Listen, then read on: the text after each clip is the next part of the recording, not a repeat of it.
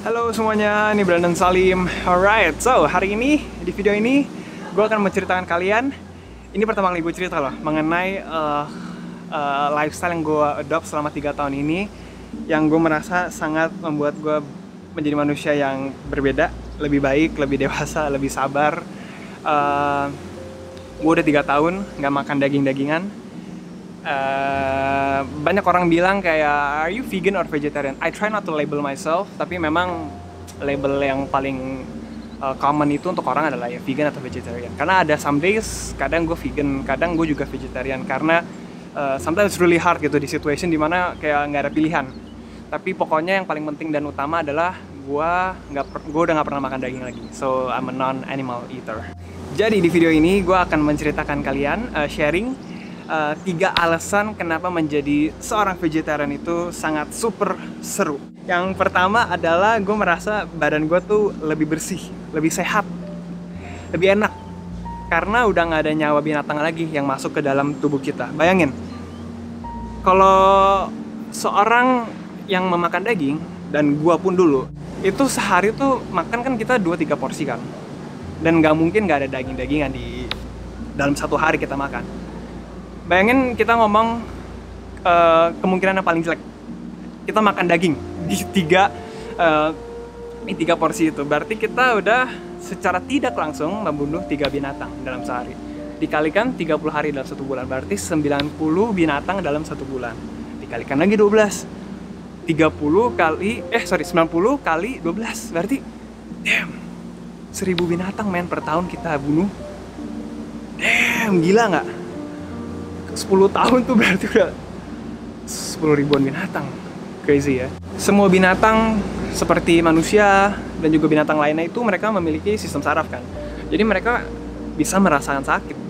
Dan juga mereka memiliki ibu. Yang pasti ibu dari binatang-binatang ini kan pengen banget setelah melahirkan anaknya bisa hidup dengan bahagia, dengan senang, dan juga dengan bebas gitu. Jadi setelah gua belajar tentang alasan ini, udah susah sekali untuk gua memakan daging-daging lagi. Udah nggak tega. Nah, alasan kedua adalah dulu tuh sebelum jadi vegetarian atau vegan, gue tuh orangnya rakus banget kalau makan daging. Sampai bokap gue itu suka bilang ke gue, sering bilang kayak, Don, kamu tuh harus jangan live to eat, tapi eat to live. Yang artinya lo hidup tuh jangan cuma kayak tergila-gila sama makan, jangan rakus gitu lah. Makan tuh secukupnya, jadi harus hidup. Jadi harus makan tuh untuk bertahan hidup gitu, makan secukupnya. Itu nggak relevan sama sekali sama gue. Karena dulu kalau makan daging tuh bisa gitu kayak orang kesurupan. Terus juga kan dogma kita pas kecil kan orang tua selalu bilang kayak udah digado aja dagingnya, kalau udah kenyang makan dagingnya aja gitu kan. Jadi di kepala kita kan udah tertanam kayak kalau ada daging abisin gitu kan. Bukan yang kayak nasinya, bukan atau sayurnya yang harus dihabisin, tapi dagingnya gitu. Nah, setelah akhirnya gue research, gue belajar menjadi non-animal eater, tiba-tiba quote ini tuh terngeong-ngeong banget, bunyi gitu di kepala gue. Kemanapun gue pergi, dimanapun gue berada, akhirnya gue bisa menjalani quote ini banget. Sekarang setelah menjadi non-animal eater ya, ini nggak cuma gue rasain pas pertama kali atau pas awal-awal, tapi gue rasain sampai sekarang setelah 3 tahun. Gue, kalau misalnya ke restoran, ngelihat restoran yang menyediakan tempe atau tahu sama nasi, itu gue udah seneng banget. Setelah itu gue langsung lebih bersyukur sama makanan. Kemanapun tuh udah nggak harus makan yang kayak enak banget, makan harus yang kayak gimana banget, enggak. Sekarang tuh bener-bener makan tuh secukupnya, dan yang penting ada makanan, gue udah seneng. Ngeliat tempe, tahu, nasi udah oke. Ngeliat sayuran sama nasi bisa oke gitu. Jadi bersyukur banget gitu loh sama makanan, nggak harus yang gimana-gimana. Nah, kalau ditanya sekarang makanan favorit gue apa, itu gue akan bilang oncom. Enak banget oncom sama nasi, gila. Dan alasan yang ketiga adalah gue nggak mau jadi orang yang hipokrit.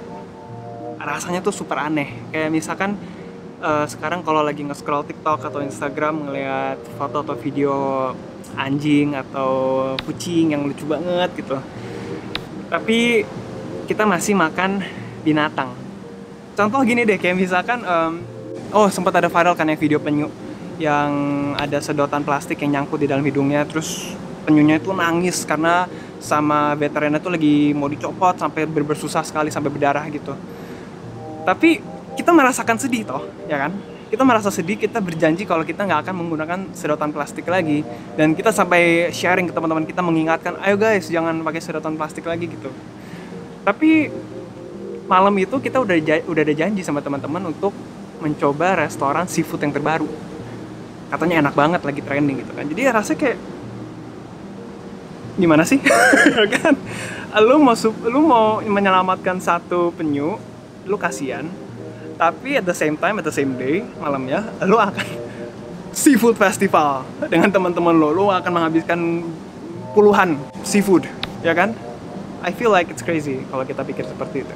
Nah, orang tuh sering banget tanya ke gua, sering banget. Beneran, tapi kalau misalkan semua manusia jadi vegan atau vegetarian, nanti binatang overpopulated dong, berkeliaran dong di seluruh dunia. Jawabannya enggak, karena sekarang aja manusia mengonsumsi lebih dari 50 miliar binatang yang diternak secara artifisial, nggak natural. 50 miliar binatang. Jadi ambil contoh kayak misalkan di peternakan sapi yang produksi susu sapi ya. Itu tuh hidupnya sapi betina itu dibuahi, melahirkan, dibuahi, melahirkan, dibuahi, melahirkan. Dan anaknya tuh langsung dipisah dari ibunya supaya mereka nggak bisa minum air susu ibunya. Karena air susu ibunya itu yang dari sapi diminum sama manusia. Sebenarnya kayak gila ya, nggak human ya. Kan manusia kan harusnya minum air susu ibunya sendiri, nggak depend dengan susu lagi setelah itu. Binatang aja udah enggak, ya nggak. Jadi kalau misalkan anak sapinya jantan, itu buat mereka lebih murah dan lebih efisien kalau langsung dibunuh aja pas masih kecil. Tapi kalau buat anak yang misalkan menjadi anaknya adalah sapi betina, nasibnya akan seperti ibunya. Dan it's a cycle that will happen for a long time if we don't stop it. Ada satu penulis favorit gue yang mengatakan, dia adalah Yuval Noah Harari. Dia mengatakan, the way that modern agriculture treats animal is one of the worst crimes in history.